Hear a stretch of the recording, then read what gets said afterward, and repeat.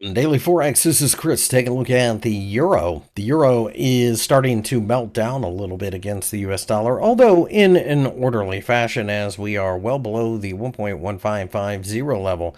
That's an area that had been support previously, and I think breaking through it does signal that we are going lower. Ultimately, I would anticipate that the euro goes looking to the 1.14 level before it is all said and done. But would also point out the fact that the market participants are still coming to terms with the fact that the Federal Reserve is likely to stay relatively tight.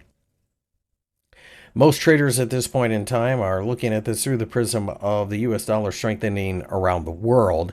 And although I think it does strengthen against the euro, it's not necessarily an indictment on the euro itself. It's just the US dollar strength is becoming a real thing here.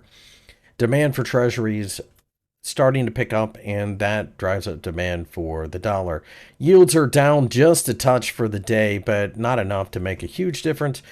And therefore, I think we just have the perfect situation here to continue to drift lower. The 200-day EMA sits at the 1.14 level, and that's an area that I think will attract a lot of attention.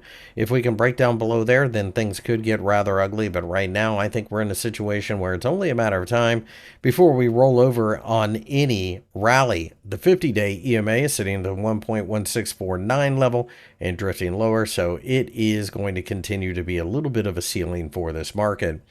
Rallies at this point in time will more likely get sold into, and I am going to be doing the exact same thing. If we broke above the 1.17 level, then we have to rethink the situation, but we've been progressively drifting lower since the September FOMC interest rate decision. And the one this past week really didn't give us any more comfort, so I think the US dollar continues to strengthen overall.